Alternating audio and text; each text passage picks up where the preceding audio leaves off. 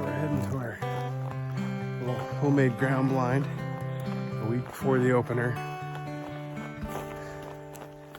And my goal is to do a little experiment and spread the hillside that I'd be watching from that ground blind.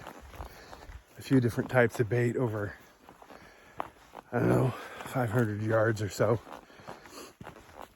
And kind of spread it out so it's not all eaten by other critters, and hopefully attract some deer that maybe get used to using it as a food source or recognize it as a food source and maybe bring some other deer in that wouldn't normally be there. But I know it's a pretty good spot from last year, and it'll work for about the first hour before other hunters start shooting.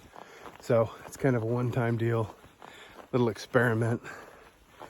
And I know that people I've talked to, some say it's a terrible idea, some say might as well, but I got nothing to lose, and it's a nice little hike.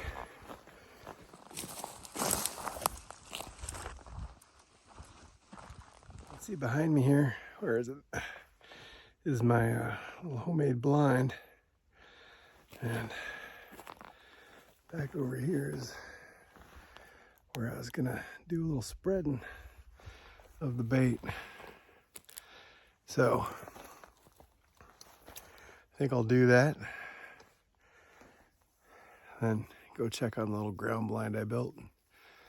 Do a little more work on that, and then call her a day.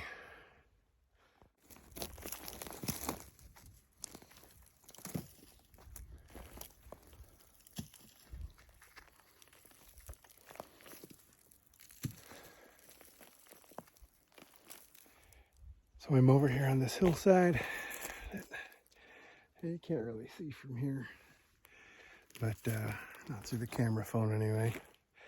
But I made a few main bait drops and marked them on onX, and I still have a couple more. I'm gonna continue on down and right along this tree line here. There's a ridge that goes down into some deeper timber where, based on last year's activity, I think that's a good bedding spot. I also think this is the highest knob in the area, and I know there were a lot of beds there, or a lot of activity and sign last year. I'm not even gonna go up there because I don't want to disturb it, but I'm gonna creep back down and do a couple more baits here and mark them on onX and kind of do some breadcrumbs along the way. But I want this whole hillside to smell like food, and I know I'll probably attract other things. But if on opening morning I can catch one sleeping, so to speak, before all the modern rifle activity happens, I should be in good shape.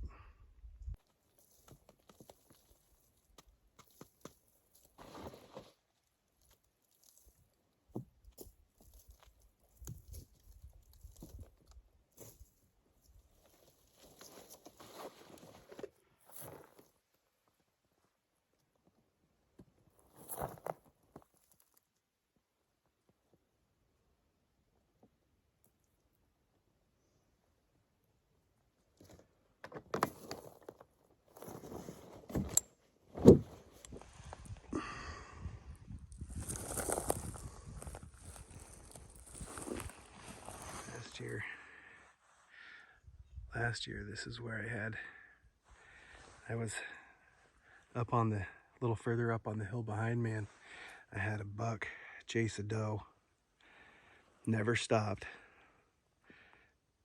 and then chased her all the way back down, and they ran around a little bit, and then straight back into that timber. So that was in November last year, right before the rut, and it was a little forky, I think, but that was the most activity I saw and the most excited I got. Alright, so I got another one down. I'm gonna start heading back. And I have a little bit of bait left. So once I get back to the blind, I'm gonna, since I marked these all on Onyx, I'm gonna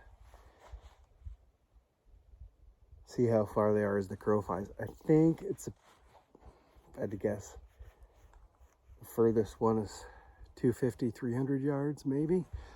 But it could be more than that, but definitely all shootable.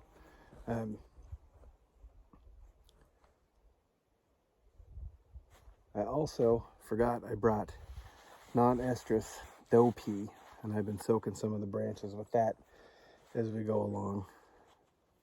I'm trying not to oversaturate the whole area with weird smells, so I'm being really liberal with that, and I'm concentrating just on food. But I have 2 or 3 little areas where I sprayed some out or poured some out. Oh, can't wait to be up here though.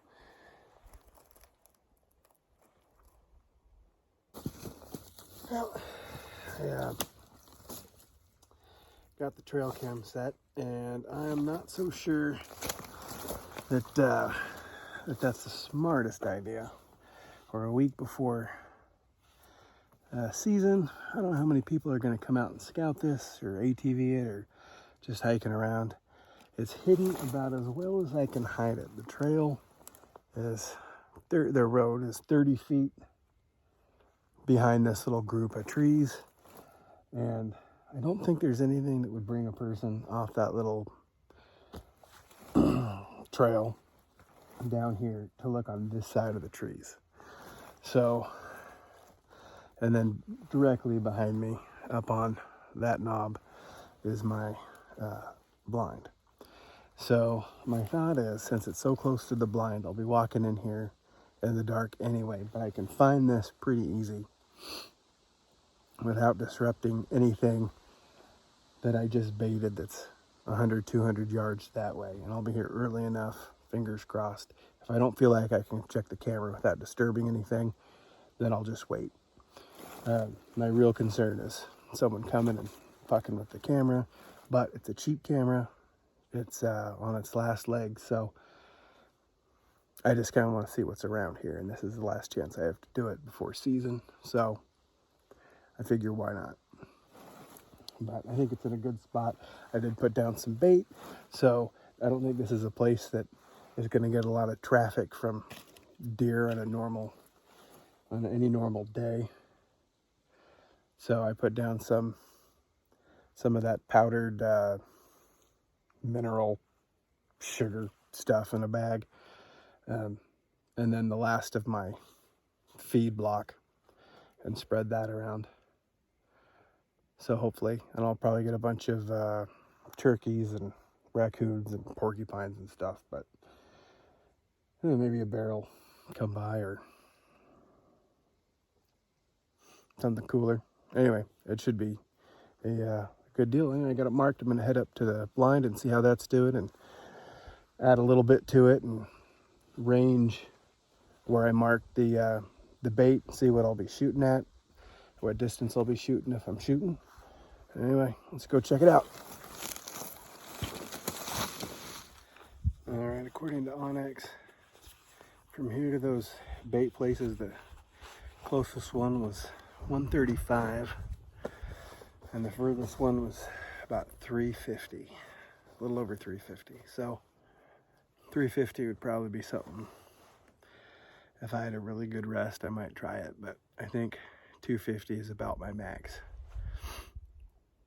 with the Creedmoor, as far as that's what I was shooting at the range comfortably. So unless I had proof I could shoot beyond that in the 300-400 range, I probably wouldn't shoot it. But that doesn't mean it's not good to have animals up on that far knob. Let's see what we can do.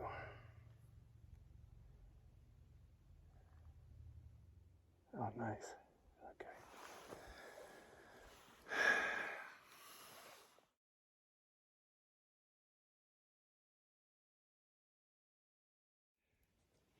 as far as the blind goes, I think I've got a good spot here. I'll go ahead and bring a sitting pad, although I'm pretty sure it's going to be dry, but I'll bring a nice sitting pad and plop down here an hour before shooting light. That's my goal. It's always spooky in the woods at night, but I think we're gonna be all right. And then plop down here, and then as the light comes up, we'll start glassing. And as you can see, I'm pretty well covered.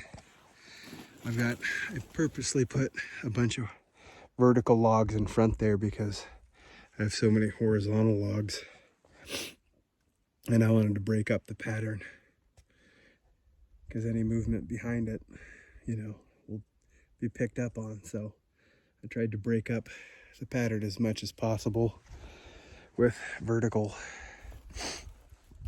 sticks and different sizes. So, but you can see I've got a pretty good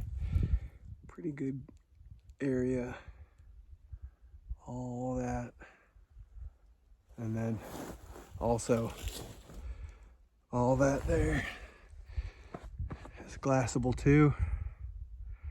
So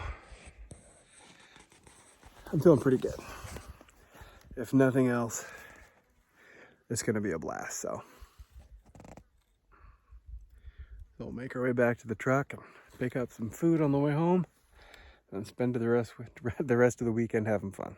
See you next week.